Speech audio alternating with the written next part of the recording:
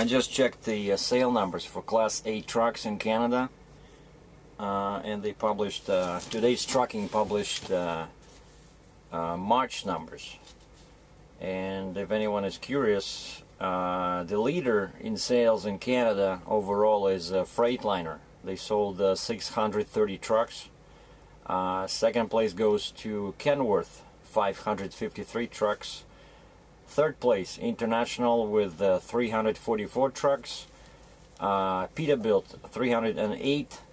And Western Star sold 185 trucks. Those are the leaders. Like everyone else sold much fewer trucks. But what's interesting, I decided, if you want to know like really which trucks are best for working harsh environment and with heavy loads, what I did is I looked at 4 western provinces in Canada: British Columbia, BC, Alberta, Saskatchewan, and Manitoba, and saw which trucks sold how many, which model, which make sold how many trucks in that particular province. And if you look at only these 4, then the winner is Kenworth, because in these 4 provinces they sold 382 trucks. And the best province for Kenworth, where it's the most popular, is actually British Columbia. Actually, wait a second, sorry, Alberta. Kenworth sold 165 trucks in Alberta and 164 in British Columbia. So it's the most popular truck in Western Canada. Second place in Western Canada goes to Peterbilt. Surprisingly, well, maybe not so surprisingly, they sold 190 trucks. People don't like Peterbilt too much in Manitoba. They only sold 13 trucks. In Saskatchewan they sold only 22 trucks. I would think that all those farmers, like guys that, not farmers, but guys that move, cows and stuff like that, those cattle haulers, I thought they liked Peterbilts, but evidently not.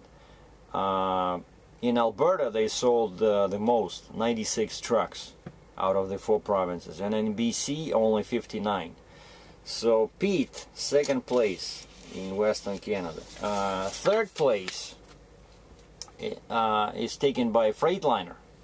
They sold 158 trucks overall, with 63 in British Columbia, 55 in Alberta, 26 in Manitoba, and 12 in Saskatchewan.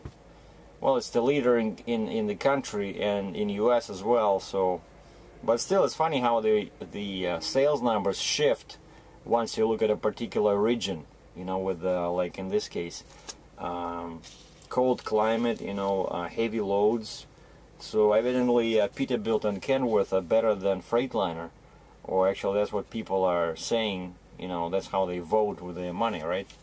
Now, fourth place, and I'm glad to report this, goes to Western Star. Yes, sir. Western Star, even though it didn't sell many trucks in Canada, what is it? No, actually, wait a second. 185 trucks overall in March, but in 4 western provinces they sold 105. Western Star is liked in Alberta. They sold 50 trucks. In BC they sold 45 trucks. Saskatchewan bought 6, and Manitoba bought 4. I hate Manitoba. Now, next place, number 5, is International. I think the state of affairs with this particular maker is getting worse and worse, because they screwed up the emissions last year and a couple of previous years. But overall they sold only 83 trucks in the 4 western provinces, 56 in Alberta, 13 in BC, 7 in Saskatchewan, and 7 in Manitoba. Now, a lot of people were saying that Volvo is the best truck to own, and you saw that we already passed spot number 5, right? And Volvo was not there. So now it's the time for Volvo. Volvo is in place number 6. They sold only 71 trucks in Western Canada. BC bought 26. Manitoba bought 18, Alberta bought 17, and Saskatchewan bought 10. And the worst truck, the last place in Western Canada, goes to Mac. They sold only 59 trucks, but 27 in Alberta, 14 in BC, 14 in Saskatchewan, and 4 in Manitoba. So that's how people vote, you know, with their money. So I think that's the interesting statistics. So Kenworth, Peterbilt, Freightliner, Western Star. Those are like the top 4. And people tell me, you know, I keep receiving these comments about Cummins engines. And I just checked online to see what engines were available with Kenworth, the #1 truck in Western Canada. And it's either Packard, but it's kind of like a Volvo engine because it only has like 500 horsepower, 1850 torque. I don't think many guys in Western Canada buy that kind of an engine. Or you can get it with the Cummins engine. So I don't think Cummins is that bad, since it powers the most popular truck in Western Canada. Then of course we have Freightliner, so Daimler, right? Engine, and Peterbilt, it's the same. It's Packard engine. I don't think you can put a Cummins in the Peterbilt anymore, since CAT is not built. And Western Star, it's Daimler, right? Detroit diesel. So I think it's a toss in terms of engines. It's a toss between Detroit diesel, Packard, and Cummins. Now we looked at the statistics, new truck Class 8 sales in Canada, and then I told you guys one angle was to take a look at the western provinces, right, and see what's happening in Saskatchewan, Manitoba, Alberta, and BC. Now, to counterbalance things, we can also look at the smallest province. Like we have an island called Newfoundland. It's a province, actually, Newfoundland and Labrador, and it consists of some mainland, which is Labrador, and the Newfoundland. And it's a very weird place because they have winds like up to 100 miles per hour, you know, 160 kilometers an hour, or even 200 kilometers an hour. And because it's right, you know, smack in the middle of the ocean. It's not cold there, but there's always lots of snow in winter.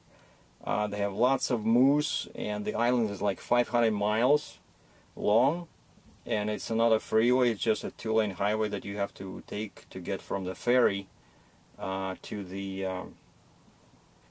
capital. What is it, St. John, like the big town where all the construction is going, where most loads are going. And you can get there either by ferry or by plane, or maybe if you like, if you have a submarine, maybe you can, but that wouldn't be practical, you know. We're talking about trucks here, so come on. So I looked up statistics for Newfoundland for March 2013. Oh, and before we go into these serious numbers, you should know that there's 10 people that live on the island. One is the ferry captain, one is a driver, one is the dozer / excavator operator, because there's lots of construction going on, and one is receptionist at this big office they have there, just one big company, and a couple more people that are just exotic dancers. Now what's happening there, exotic dancers, they have some cash stashed away, and they decided to make an investment. So they talked to the driver and asked him if he can find other drivers, you know, and get them to come to the island. So they bought some trucks, and they keep buying them, and then they keep selling them, you know. But in March, this special group purchased 5 trucks. Five trucks. Well, it's still a good number because there's like 10 people living there, right? And most of it is just for investment, so they just sit there, you know. But so only one driver so far. I think they're talking about a guy from Netherlands. He wants to come over, but he wants too much money. He's afraid of the wind. Anyway, so they bought 5 trucks. Now guess what makes? Western Star, 0. Not good. Peterbilt, 0. Okay. Mack, 0. Volvo, 0. Kenworth, the best model as far as people in Alberta and British Columbia are concerned, 0. They didn't buy a single Kenworth. International, 3. 3 international trucks were purchased in Newfoundland and Labrador, and 2 Freightliner trucks were purchased. So that's 5 trucks. So basically 60% international, 40% Freightliner. And that's the statistics from Newfoundland and Labrador, small island in the east with some mainland. So I don't know.